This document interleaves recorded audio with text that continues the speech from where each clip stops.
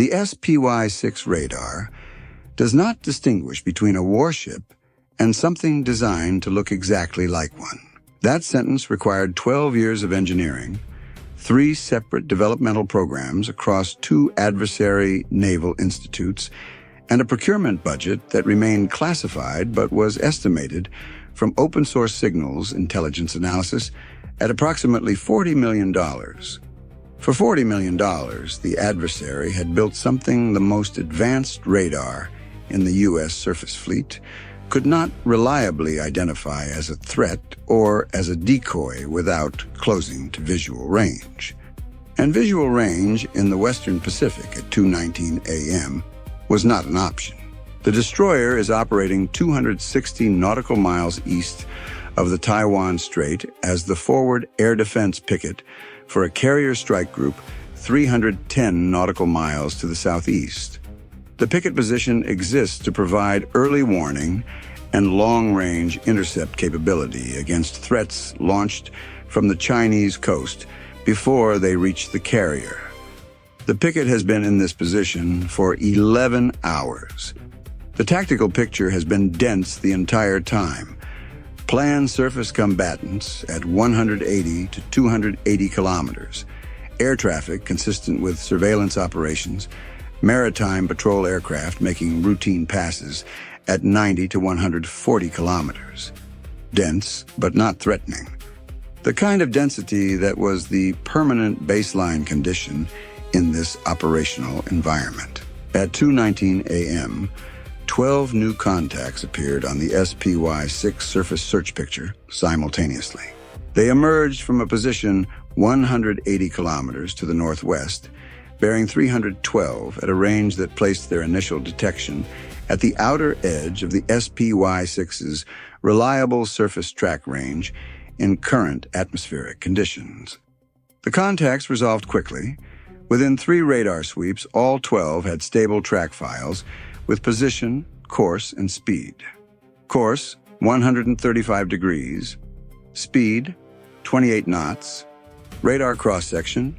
Each contact measured at approximately 1,400 to 1,800 square meters. A Type 05 2D Luoyang 3 class destroyer had a radar cross-section of approximately 1,200 to 1,600 square meters, depending on aspect angle.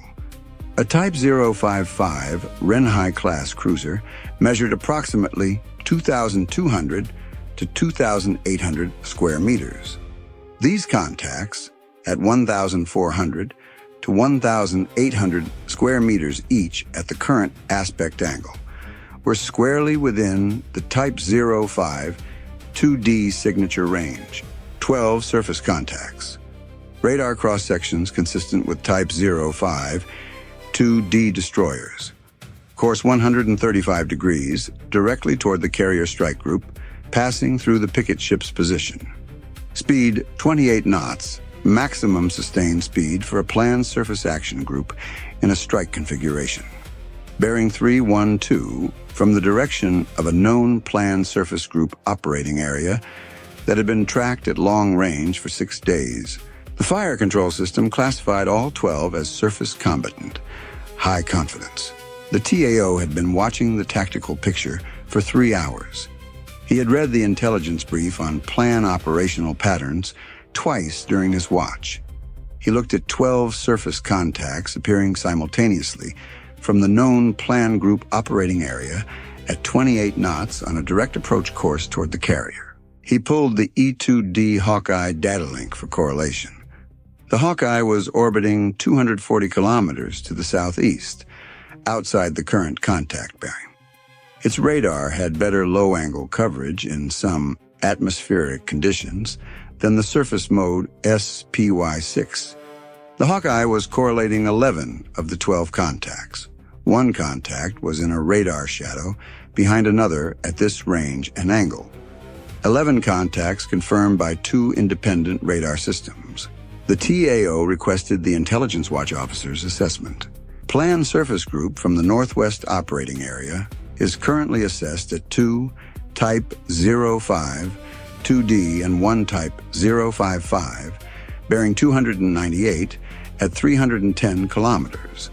These 12 contacts do not match the assessed group composition or position. They did not match. The assessed plan group was at 310 kilometers on a different bearing. These contacts were at 180 kilometers on bearing 312. Two different contact pictures, one assessed group. Either the intelligence assessment was wrong and there were two planned surface groups, one assessed and one previously undetected, or 12 contacts that looked like Type 05, 2D destroyers at 180 kilometers, were not what they appeared to be. The TAO had 12 contacts closing on the carrier at 28 knots on a direct approach vector. If they were real, they were the most significant surface threat the carrier had faced in this deployment. If they were not real, they were the most sophisticated deception the plan had ever deployed in this theater. He had no way to determine which was true at 180 kilometers in darkness. What is the SM-6's engagement range against a surface target at that bearing? Maximum surface engagement range for SM-6, approximately 240 kilometers, against a large radar-significant contact. These contacts are at 180. They're inside maximum range. At 28 knots and 180 kilometers, the contacts would reach 160 kilometers, the outer edge of the YJ-18's anti-ship engagement range from a surface platform, in approximately 20 minutes. If these contacts were real Type 05 2D destroyers and they carried YJ-18 missiles, in 20 minutes they would be inside firing range of the carrier. In 20 minutes, the carrier would be within reach of the most lethal anti-ship missile in the plan inventory, launched from 12 platforms. If the contacts were real, the consequence of not engaging was a carrier under YJ-18 fire in 20 minutes. If the contacts were not real, the consequence of engaging was the expenditure of SM-6 inventory against decoys, and an empty outer ring when whatever was actually being planned arrived. The TAO had approximately 4 minutes to make the call before the contacts entered the SM-6 optimal engagement window. He used 3 of them. Helo launch up. Get eyes on these contacts, Saint. Now. The SH-60R launched at 2:22 a.m., transiting northwest at maximum speed. Time to close 180 kilometers, approximately 42 minutes.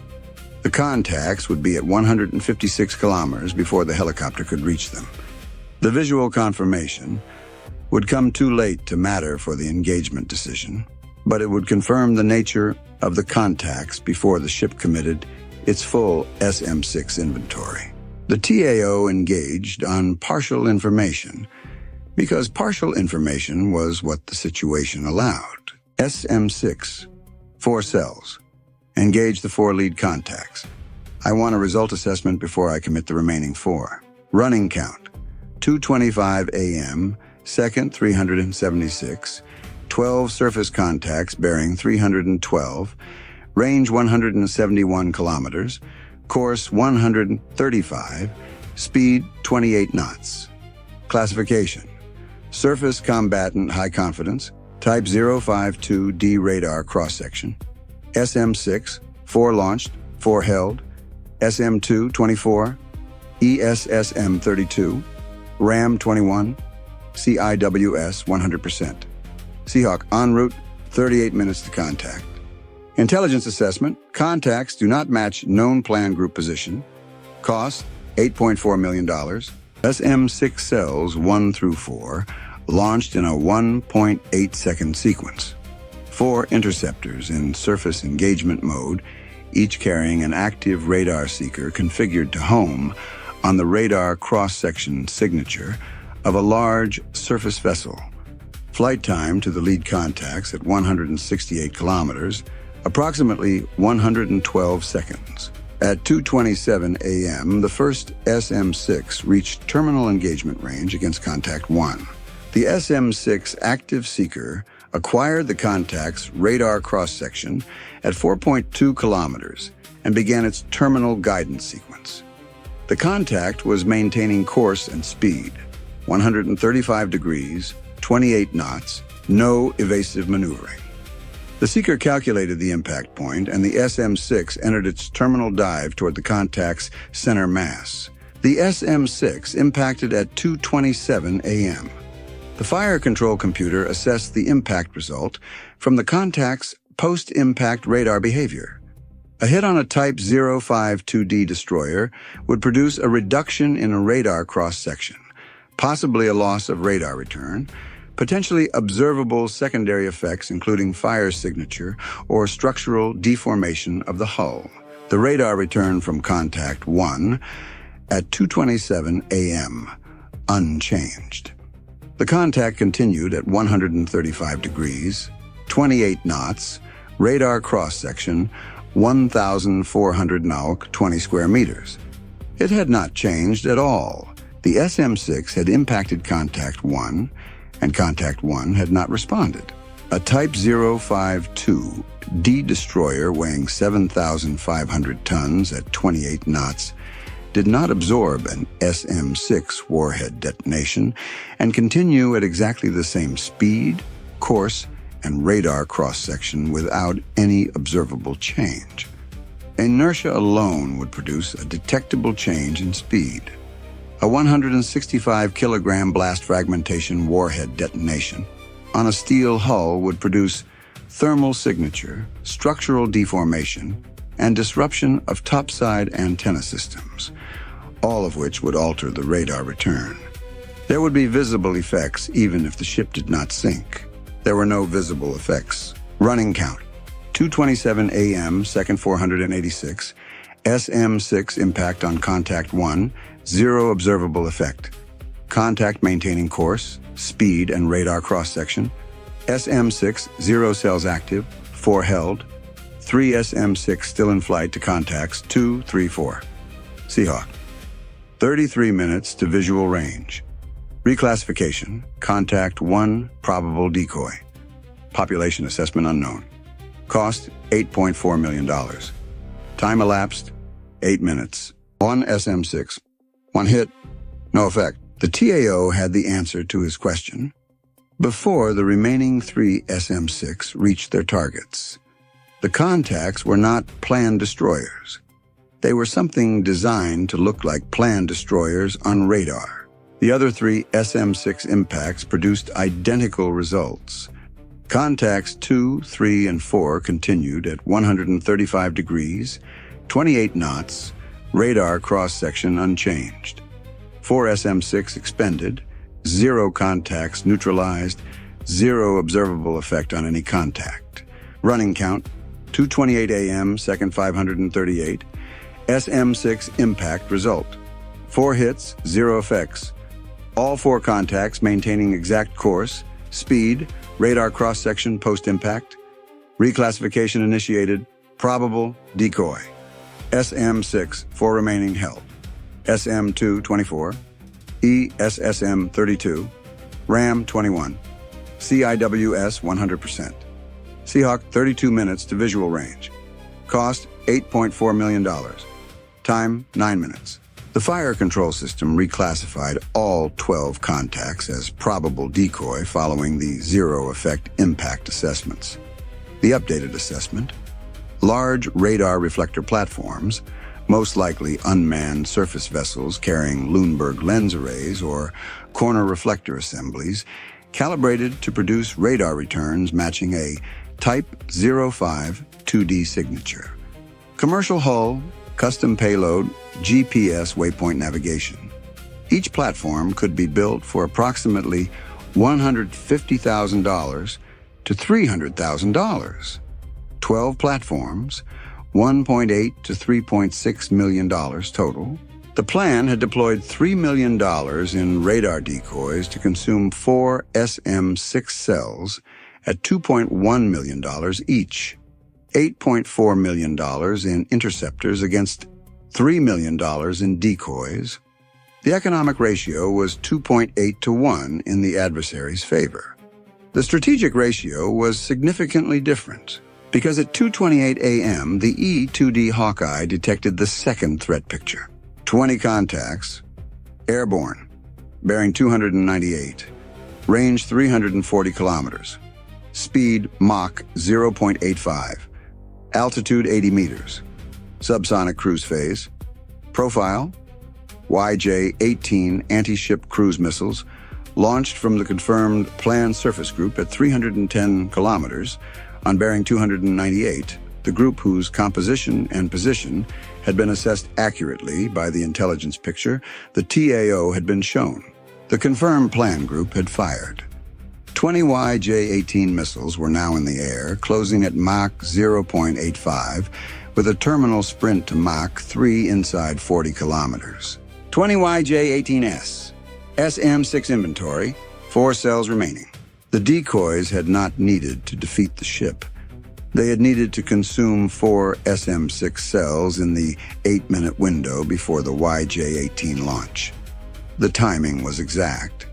The decoys had appeared 13 minutes before the YJ-18 launch, and their approach course had been directly toward the carrier, ensuring the TAO would be forced to engage before the YJ-18 picture was available. The decoys had been in the air for the duration of the SM-6 engagement, creating an ongoing surface threat picture that occupied fire control attention while the real strike was being prepared. $3 million in decoys had reduced the SM-6 inventory from 8 cells to 4 cells. At the exact moment, 20 YJ-18 missiles appeared on the E-2D datalink. Running count: 2:28 a.m., second 549. YJ-18, wave 20 contacts, bearing 298, range 336 kilometers, Mach 0.85, 80 meters altitude. Time to SM-6 AAW range, 14 minutes. Time to Mach 3 terminal sprint, 18 minutes. SM-6, 4 remaining. SM-2, 24.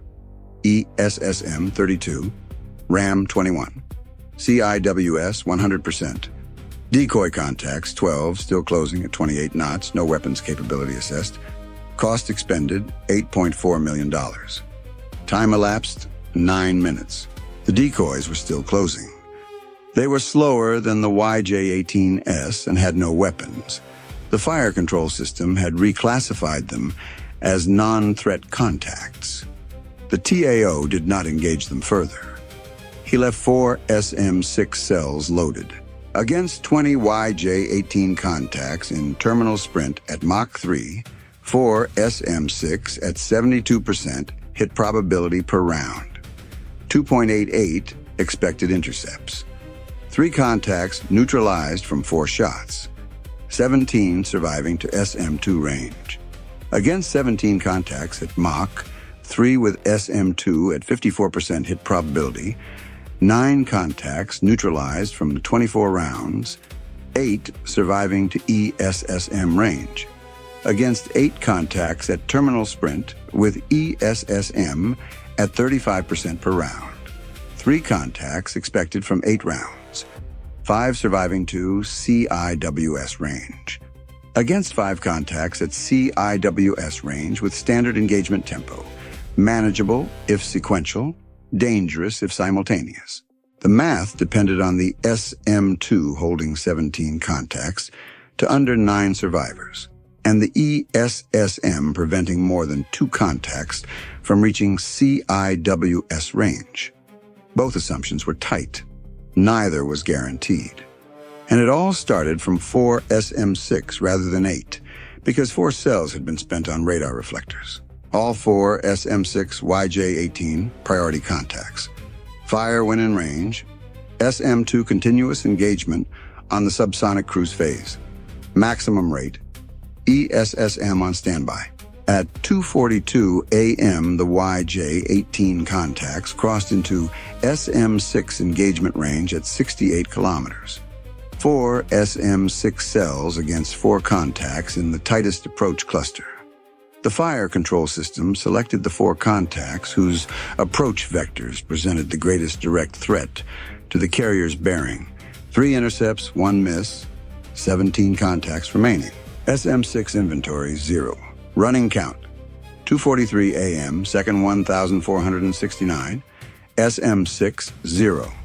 YJ-18, 17 contacts, 59 kilometers, Mach 0.85. Terminal sprint in 12 minutes. SM-2, 24. ESSM, 32. RAM, 21. CIWS, 100%. Decoys, 12 contacts, still closing, no weapons, 141 kilometers. Cost, $16.8 million. Time, 24 minutes. The SM-2 engagement of the YJ-18 subsonic phase began immediately. At 55 to 62 kilometers, 17 contacts on multiple approach bearings, the plan had spread the salvo across a 28-degree arc from bearing 286 to bearing 314, ensuring the fire control system could not concentrate SM-2 coverage on a tight cluster.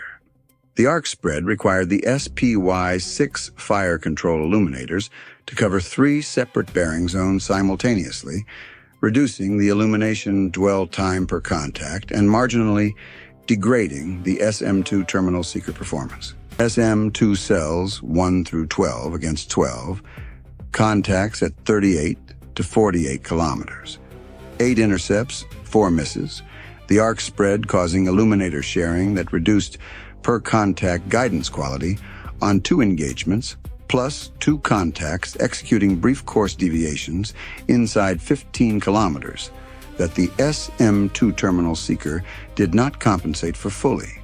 5 contacts surviving the first SM-2 salvo, now at 30 to 34 kilometers. SM-2 cells 13 through 20 against the 5 surviving contacts, plus 3 more from the outer approach elements now at 32 to 38 kilometers. 8 SM-2 against 8 contacts. 5 intercepts, 3 misses. SM-2 remaining. 4 cells. 7 contacts surviving. 2 SM-2 against 2 contacts at 24 kilometers, the most direct threat vectors. Both intercepts. SM-2 remaining. 2 cells. 5 contacts remaining at 22 to 26 kilometers, approaching terminal sprint threshold. Running count, 2:47 a.m., second 1,701, SM-6, 0. SM-2, 2 remaining. YJ-18, 5 contacts, 18 to 22 kilometers, Mach 0.85. Terminal sprint in 90 seconds. ESSM, 32. RAM, 21. CIWS, 100%. Cost, $35.6 million. Time, 28 minutes. Running count, 2:48 a.m., second 1,738. SM-6, 0. SM-2, 0. YJ-18, 5 contacts entering terminal sprint. Mach 3, 18 to 22 kilometers. ESSM, 32. RAM, 21. CIWS, 100%. Decoys, 12 contacts, 122 kilometers, no weapons. Cost, $35.6 million. Time, 29 minutes. At 2:48 a.m., all 5 surviving contacts initiated terminal sprint simultaneously. Mach 0.85 to Mach 1 to Mach 2 to Mach 3 in approximately 25 seconds. The radar picture changed in the way that it always changed when a YJ-18 went to sprint. The contact's track expanded as speed increased. The Doppler signature shifting sharply, the contact closing at a rate that transformed the tactical display from a managed problem into a compressed timeline. 5 contacts at Mach 3. Range at sprint initiation, 18 to 22 kilometers. Time to CIWS range, approximately 68 seconds. The last 2 SM-2 fired against the 2 closest sprint contacts at 16 kilometers. 1 intercept, 1 miss. The contact's terminal maneuvering inside the SM-2 engagement window, a course deviation of 6 degrees at Mach 3 that shifted the SM-2's proximity fuse outside lethal radius by 11 meters. 4 contacts remaining at Mach 3. ESSM cells 1 through 8 against 4 contacts at 12 to 14 kilometers. Mach 3. Each ESSM pair allocated to 1 contact. 2 intercepts from 4 rounds, ESSM hit probability against Mach 3 was rated at 35% per round. 2 rounds per contact, giving 57% per engagement. 2 contacts survived the ESSM pairs. ESSM cells 9 through 14 against the 2 surviving contacts at 8 kilometers. 2 contacts, 3 ESSM each. Contact 1, first ESSM proximity detonation 6 meters, second ESSM direct hit, contact disintegrated at 6.4 kilometers. Contact 2, 2 ESSM misses, third ESSM proximity at 3 meters, warhead initiated in fragmentation cloud. Contact 2 detonated at 7.1 kilometers. The detonation at 7.1 kilometers was the largest single event in the engagement. A 165 kilogram warhead detonating in open air at 7.1 kilometers. The blast visible on the FLAR camera as an orange-white sphere expanding and collapsing in under 2 seconds. The overpressure wave reached the ship 21 seconds later as a low rolling concussion felt across the forward half of the ship. No contacts remaining. Running count. 2:51 a.m. 2nd, 1938. All 20 YJ-18 contacts. Neutralized. Closest warhead detonation, 7.1 kilometers. SM-6, 0. SM-2, 0.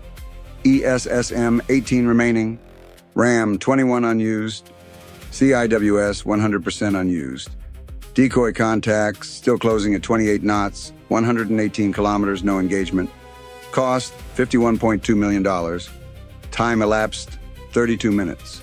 No hull impacts, no structural damage. The YJ-18 engagement was complete. The damage assessment completed at 3:45 a.m.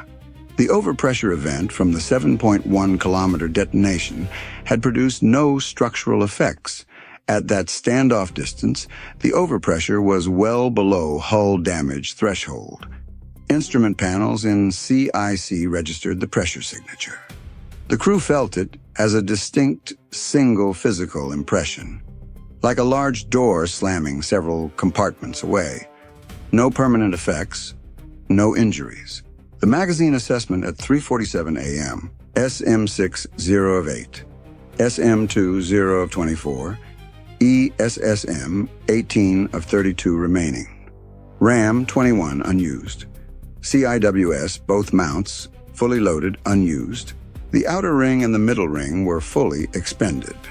The ship had fired every SM-6 and every SM-2 cell in the inventory. 14 of those SM-6 and SM-2 cells had been neutralized by their targets.